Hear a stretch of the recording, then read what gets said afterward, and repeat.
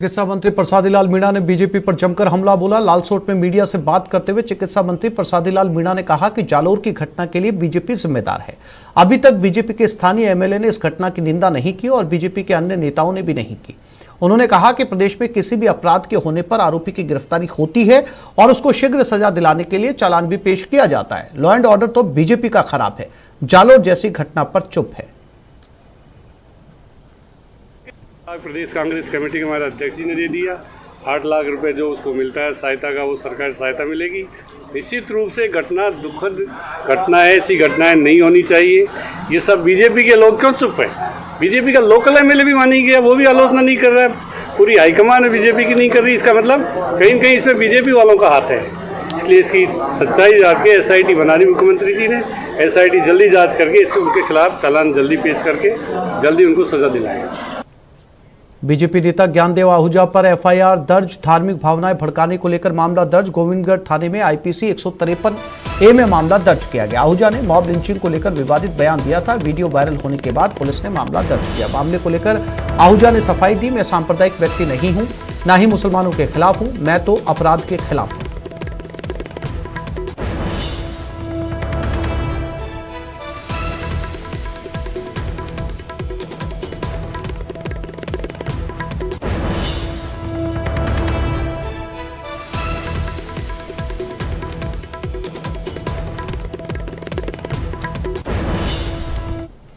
भरतपुर में एटीएम लूट मामला। एसपी ऑफिस के पास लूट का मामला। पुलिस ने एक आरोपी ड्राइवर को गिरफ्तार किया, एक गाड़ी को भी जब्त किया। सीसीटीवी कैमरों के जरिए आरोपी की पहचान की गई। एटीएम को काटकर पैसे निकालकर गाड़ी में फरार हो गए थे। आरोपी से फिलहाल पुलिस पूछताछ कर रही है।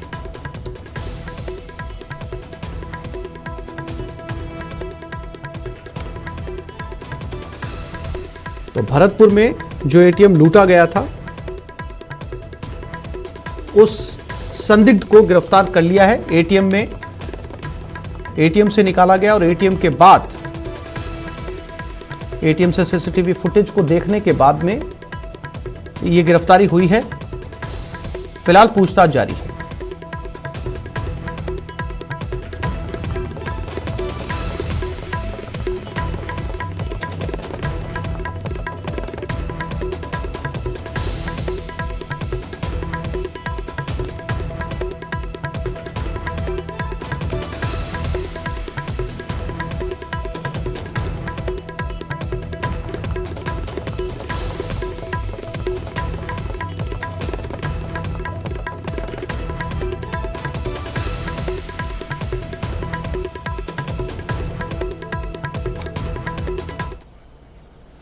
और ग्रामीण ओलंपिक पर बीजेपी ने सवाल उठाए। अमित मालवीय ने ट्वीट करके सवाल खड़े किए। पहली बार आयोजन के दावों को गलत बताया। राजीव गांधी का भी नाम जोड़ने पर सवाल उठाया। दरअसल अमित मालवीय ने ट्वीट करके लिखा है, खेल महाकुंभ का आयोजन पहली बार 2010 में गुजरात में मुख्यमंत्री नरेंद्र मोदी जी ने किया था। तब ये खेल हर साल हो रहे थे। मोदी जी के उत्कृष्ट परियोजनों से सीखना अच्छी बात है, पर उससे राजीव गांधी का नाम जोड़कर देश में पहली बार ऐसा कार्यक्रम हो रहा है, ये कहना गलत है।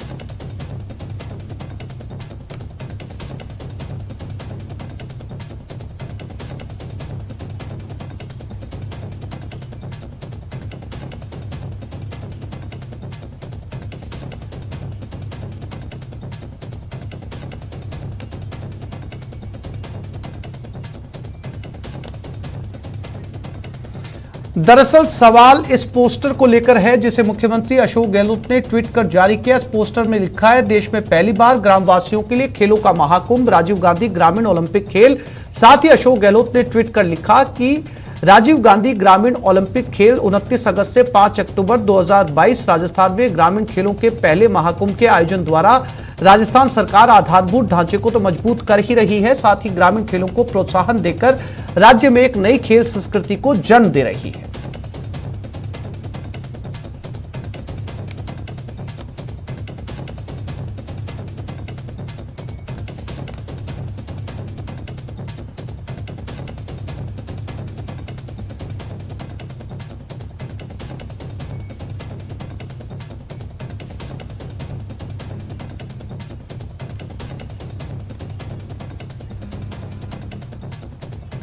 तो ग्रामीण ओलंपिक पर बीजेपी ने सवाल उठाए हैं और ये सवाल उठा है मुख्यमंत्री अशोक गहलोत के ट्वीट को लेकर, जिसमें उन्होंने खेल महाकुंभ को लेकर लिखा है। और इसी का जवाब देते हुए अमित मालवीय ने ट्वीट करके लिखा है कि इसकी शुरुआत गुजरात से पहले हो चुकी है। तत्कालीन मुख्यमंत्री नरेंद्र मोदी ने इसकी शुरुआत की थी। कॉन्सेप्ट अगर कांग्रेस ने लिया है तो यह अच्छी बात है, लेकिन इससे राजीव गांधी का नाम जोड़ने को लेकर उन्होंने सवाल उठाए।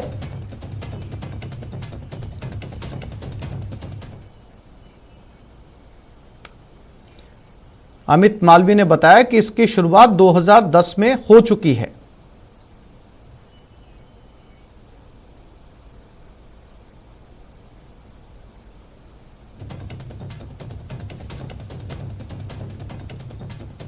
तो फिलहाल ट्वीट वॉर इसे कहा जा सकता है। खेल महाकुंभ का आयोजन पहली बार 2010 में गुजरात में मुख्यमंत्री नरेंद्र मोदी जी ने किया था। तब ये खेल हर साल हो रहे थे और अब जब मुख्यमंत्री अशोक गहलोत ने ये ट्वीट किया है तो इसी के जवाब में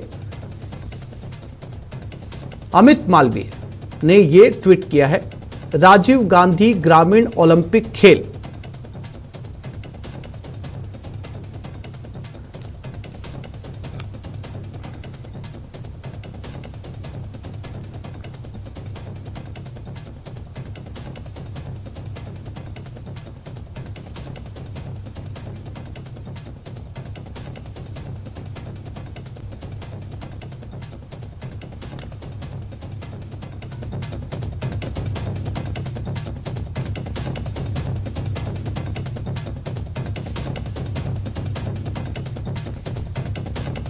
तो अमित मालवीय ने ट्वीट करके सवाल खड़े किए, सवाल पूछा है मुख्यमंत्री अशोक गहलोत से।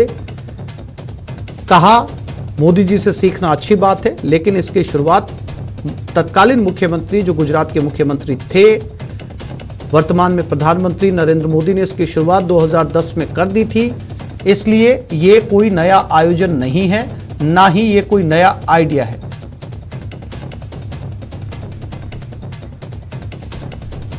मुख्यमंत्री अशोक गहलोत ने ट्वीट करके लिखा था, राजीव गांधी ग्रामीण ओलंपिक खेल 29 अगस्त से 5 अक्टूबर राजस्थान में ग्रामीण खेलों के पहले महाकुंभ के आयोजन द्वारा राजस्थान सरकार आधारभूत ढांचे को तो मजबूत कर ही रही है, साथ ही ग्रामीण खेलों को प्रोत्साहन देकर राज्य में एक नई खेल संस्कृति को जन्म दे रही है।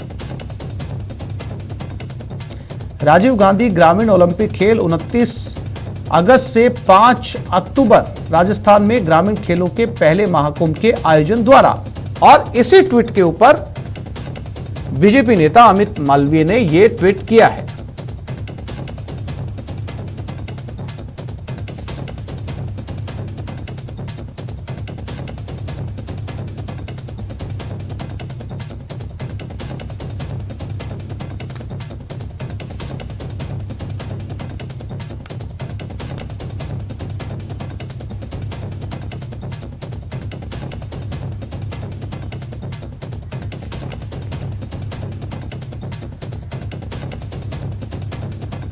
तो ट्वीट वॉर सोशल मीडिया के हेड है अमित मालवीय बीजेपी के।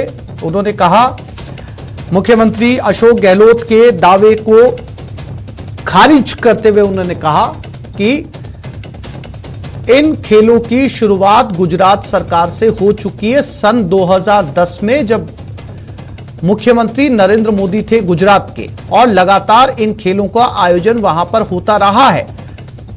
इन खेलों से सीख लेकर इस तरीके के आयोजन करना अच्छी बात है, लेकिन इसका क्रेडिट राजीव गांधी को देने को लेकर यह सवाल अमित मालवीय ने ट्वीट के जरिए उठाए हैं।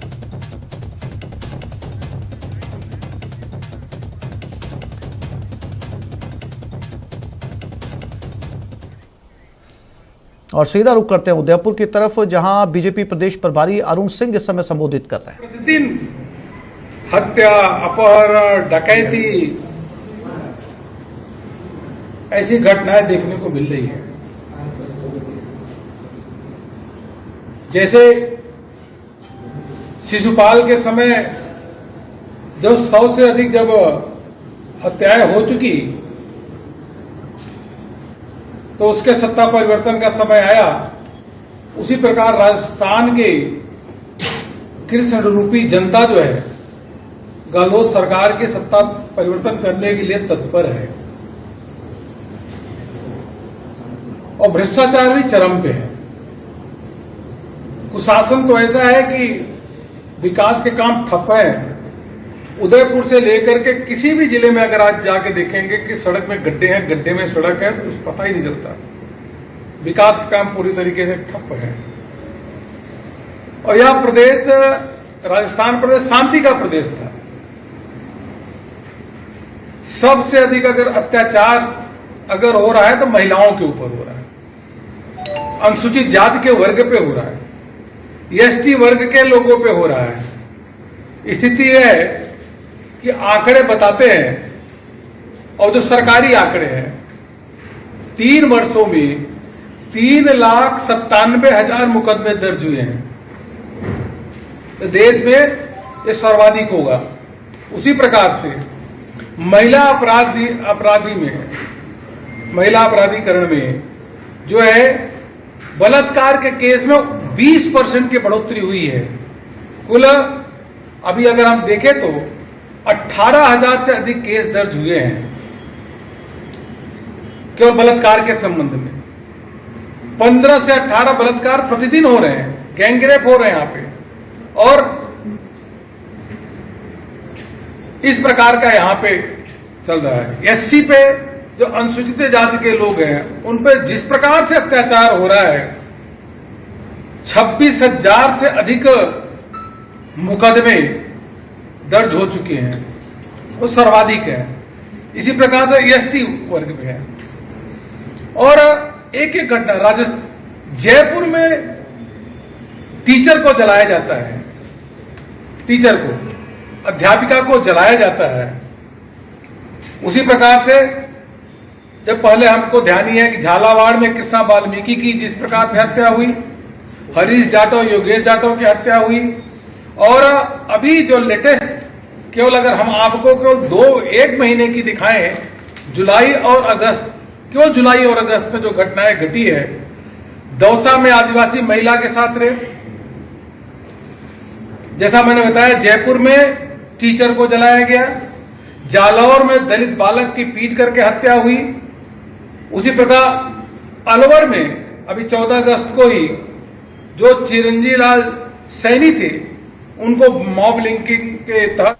एक छोटे से ब्रेक के लिए रुक रहे हैं, जल्द लौटेंगे।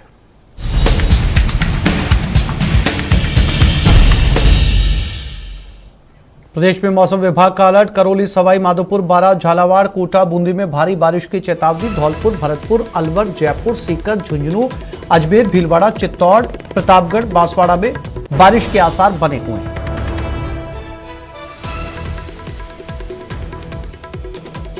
तो मौसम विभाग ने फिर से अलर्ट जारी किया है। चूंकि अभी मानसून पूरी तरीके से बीता नहीं है, इसलिए अभी भी बहुत सारे जिलों के अंदर भारी बारिश की चेतावनी, खास तौर पर कोटा, बूंदी के अंदर भारी बारिश की चेतावनी जारी की गई है।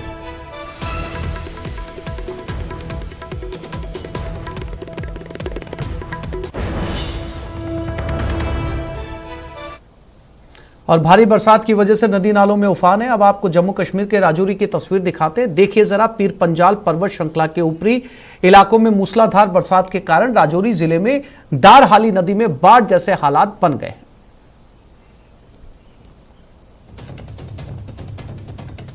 ये तस्वीरें जम्मू कश्मीर के राजौरी की। नदी नाले पूरी तरीके से उफान पर हैं। आम जनजीवन पूरी तरीके से इन नदी नालों की वजह से ठप होता हुआ नजर आ रहा है। कई जगह पुलिया को क्रॉस करके नदी बह रही है।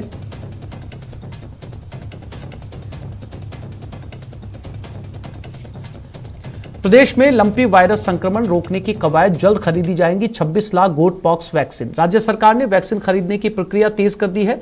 डेयरी प्रबंधन की ओर से वैक्सीन खरीदी जा रही है। गोपालन विभाग भी गोट पॉक्स वैक्सीन खरीद रहा है। गोट पॉक्स वैक्सीन के लिए खरीदी के लिए टेंडर जारी। 2 फर्मों से खरीदी जा रही है गोट पॉक्स वैक्सीन। पशुपालन मंत्री लालचंद कटारिया ने निर्देश दे दिए।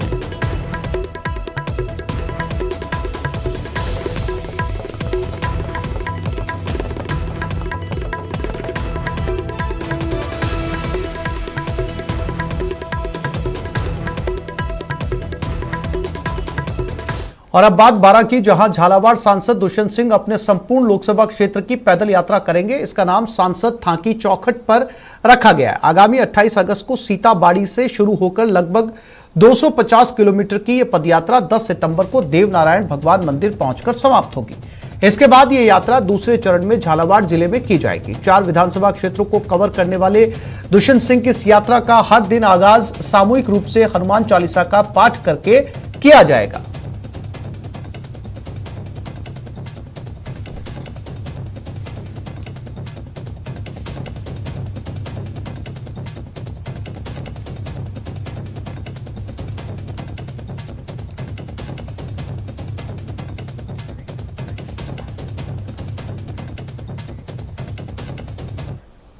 तो इस बुलेटिन में फिलहाल इतना ही। नमस्कार।